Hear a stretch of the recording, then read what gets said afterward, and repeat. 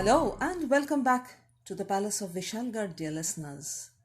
This is your host Sharmishta with episode number 8 of Hemendra Kumar Roy's The Terror at Vishalgarh. I stood in silence on the terrace, watching the evening rays of the sun bathing the Vindhya mountains in a golden glow. I took a deep breath, letting the fading light sweep over me, because soon this would pass. The night and its fetid horror would descend upon me, bringing with it all the nightmares. I was lost in my thoughts when a sudden movement attracted my attention. It came from Raja Bahadur's window. I looked again carefully, and my eyes widened in horror. A black and hideously ugly face. It wasn't a human face, it looked like a beast, and its eyes like burning coal looking at me. And as I watched, the beast showed itself completely. It was a huge bat. And how ugly and frightful! But what was it doing in Raja Bahadur's room? But then what was so strange? A cruel and heartless king like him would have such beasts and witches for company. The bat continued to stare at me. Wasn't it scared? I even clapped my hands a few times to frighten it. But it remained still, staring at me, its eyes flashing fire. A few seconds later, it flew out of the window and settled itself on one of the high pillars of the palace, again watching me. I looked around quickly. There were a few big stones and bricks lying on the terrace. I picked up a brick, but when I looked up, the bat was no longer there. I saw it flying away into the distance, its great wings spread out like a huge canopy. It was growing dark and I didn't want to stand around here much longer. I turned and walked back to my room and lay down, mentally exhausted. I didn't realize when sleep overcame me. When I opened my eyes, I saw Raja Bahadur standing beside my bed, looking at me, his face wearing a grave look. I began to feel frightened. What did he want now? And then Raja Bahadur smiled at me.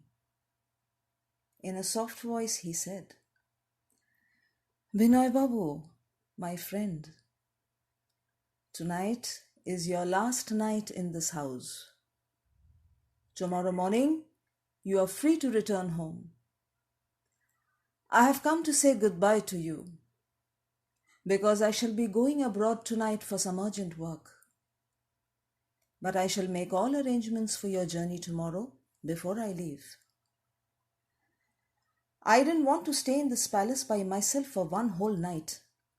I quickly said, "But Raja Bahadur, I can always leave tonight." "That is not possible, Binoy Babu. My coachman isn't here tonight."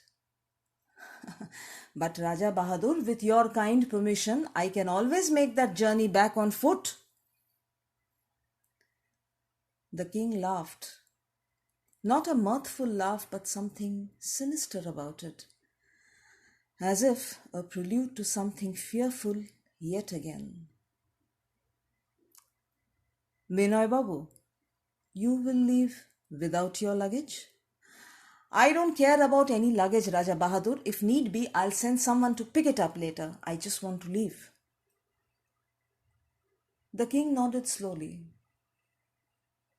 "All right, Binoy Babu, as you please. I shall not hold you back here against your wishes." I was ecstatic. Finally, I would be leaving this hellhole. I followed Raja Bahadur downstairs to the main door and watched with delight as he actually threw open the front doors. We stepped outside. The moon was bright in the night sky. It wouldn't be difficult for me to find my way through the jungle. Raja Bahadur's low voice came through. Binoy Babu, listen. I turned to him, puzzled. He had raised his arms and face heavenwards and had begun a low, throaty chanting. Shockwaves coursed through me because I knew what he was doing. I had heard those chants before, and in a matter of minutes, the chants reached a crescendo, and I saw them. Hordes and hordes of jackals coming in through the gates and circling the courtyard all around, their blazing eyes and sharp teeth glistening in the moonlight.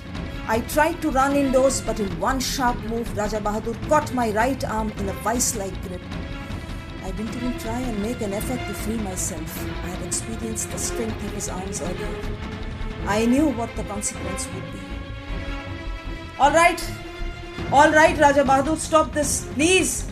I shall not leave tonight, please. Can we go back inside?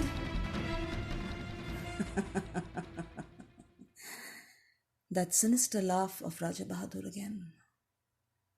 He released my arm. I ran into the palace and raced up to my room and shut the door. I was shaking badly. A couple of hours later, Raja Bahadur knocked. He had brought me my dinner. He smiled as if nothing had happened. So, Binoy Babu, enjoy your dinner.